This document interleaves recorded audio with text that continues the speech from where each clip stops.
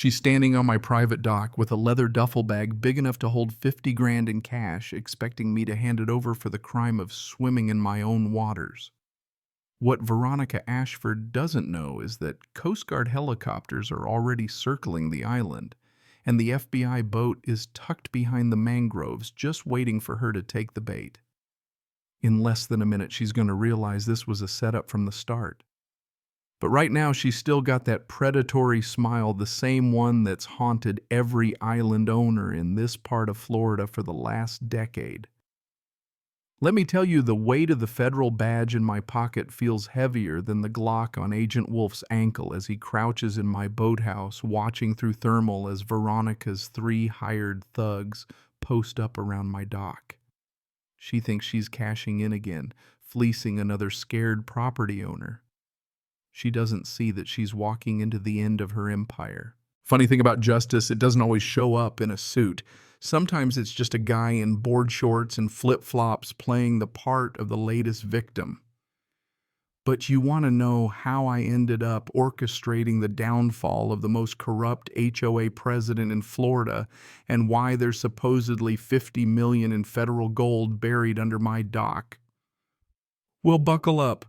My name's Stellan Cross, and just 6 weeks ago I was nothing but an overworked marine engineer designing yacht toys for rich folks with delicate stomachs.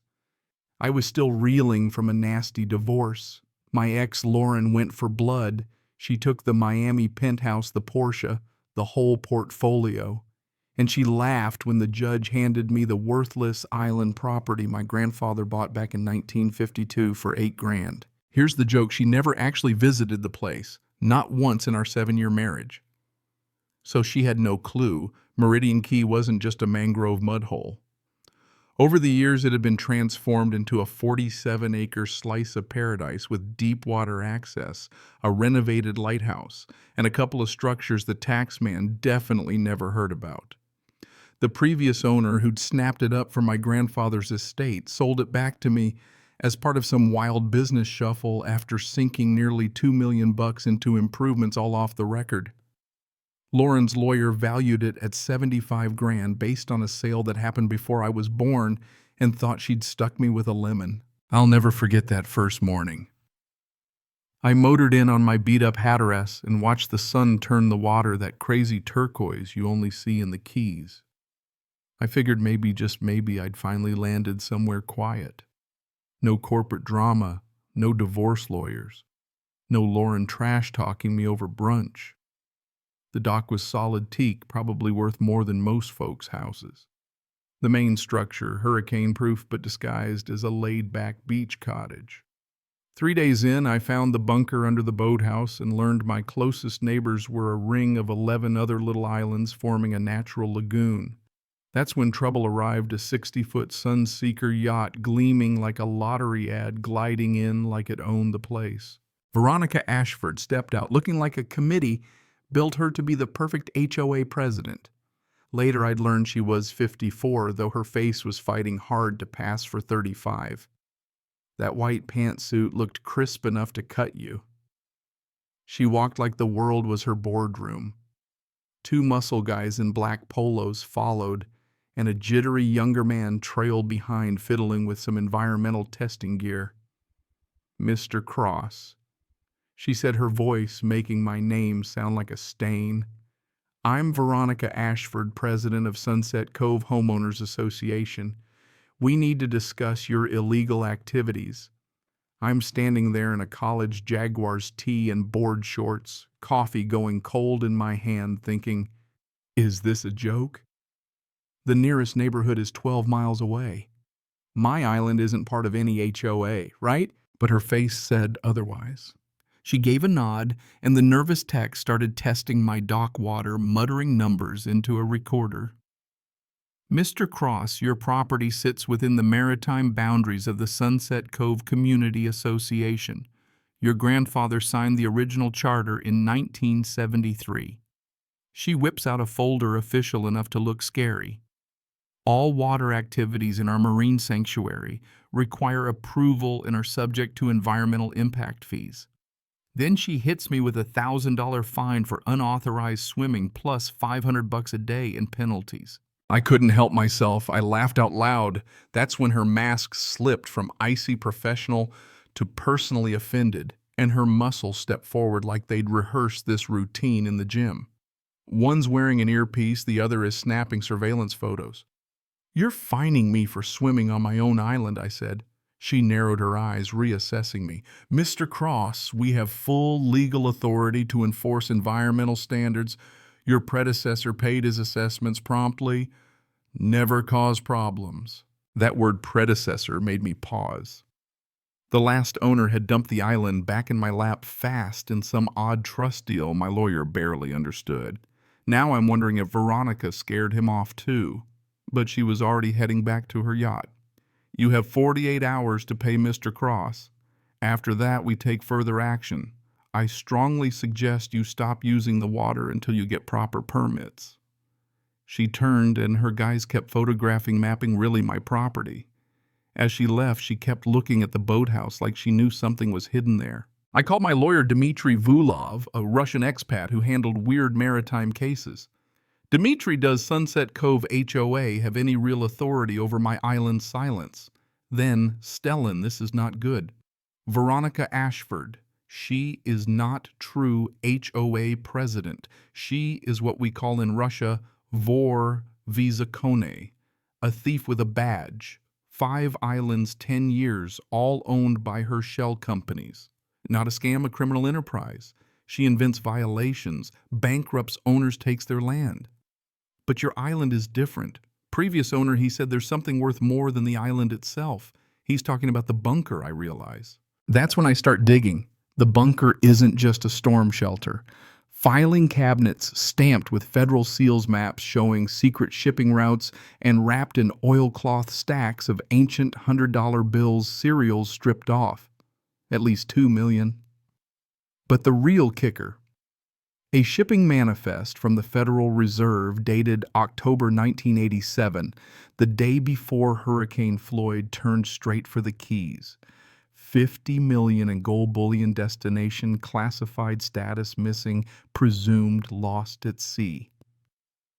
That's what Veronica's really after, not my land, but what's buried beneath it. The smart move would have been to call the feds right then. But after a year and a half of getting gutted in court and Veronica trying to bully me for $1,000, something snapped. I wasn't going to be another of her victims. I started researching her.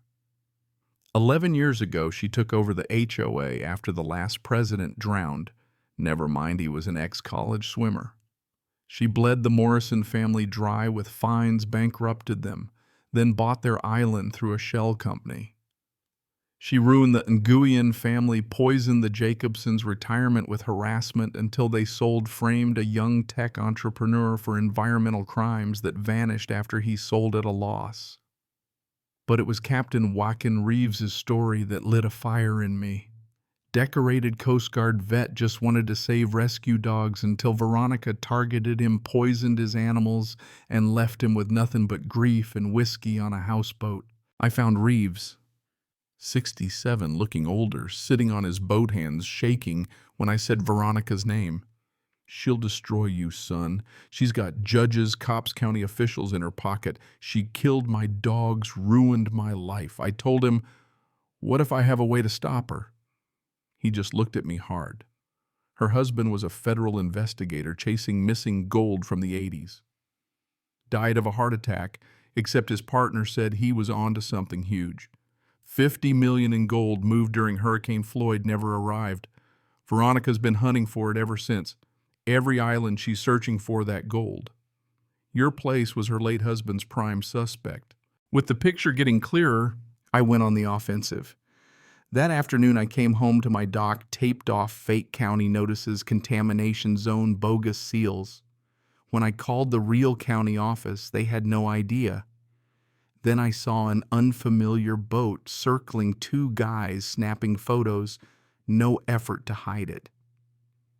Intimidation 101. That evening, my power mysteriously cut out. Power company claimed safety hazard, couldn't fix it for weeks. My water pump failed, next intake pipe filled with concrete mix.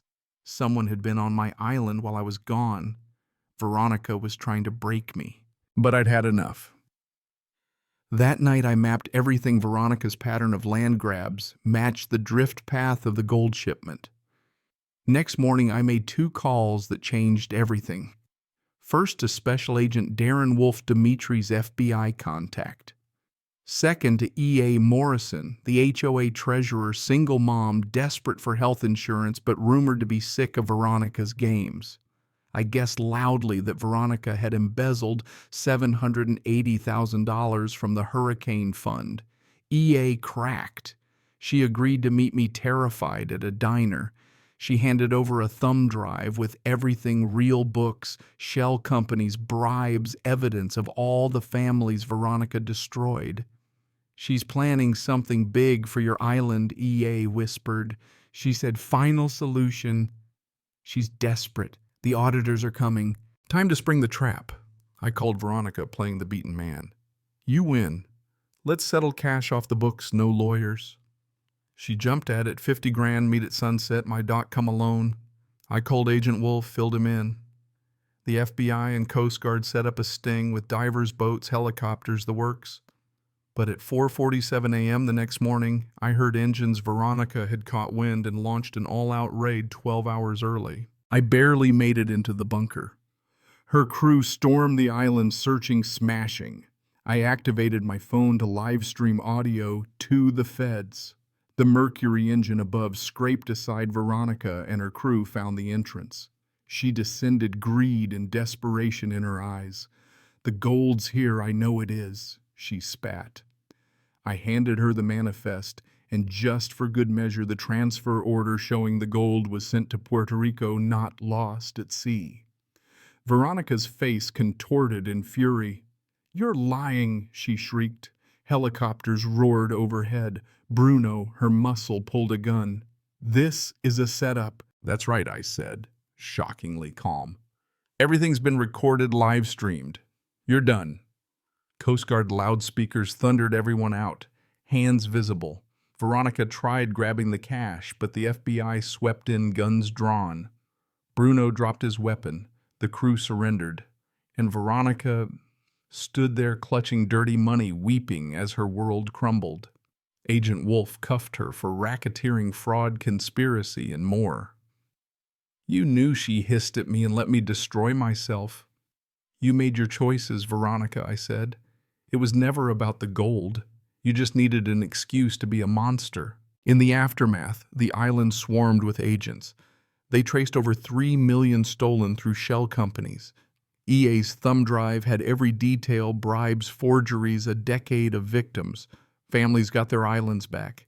The Morrison family, the Nguyen family, even Captain Reeves, who used an anonymous donation to start his dog sanctuary again.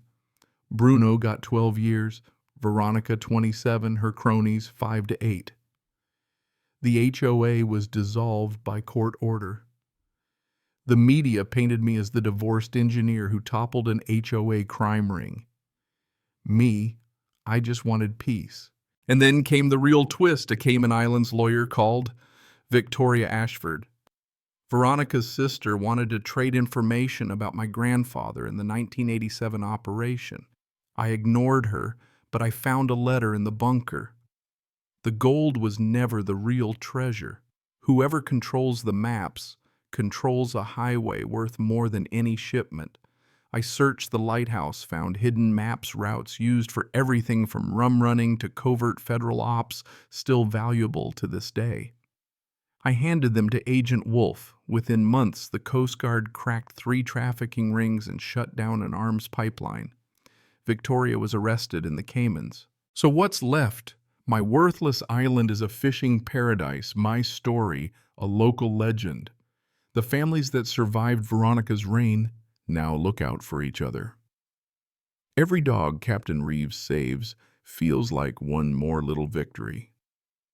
E.A. Morrison started a new life out west with her kids. And as the sun sets on my dock painting the water gold, I realize that real justice isn't always about the money or revenge.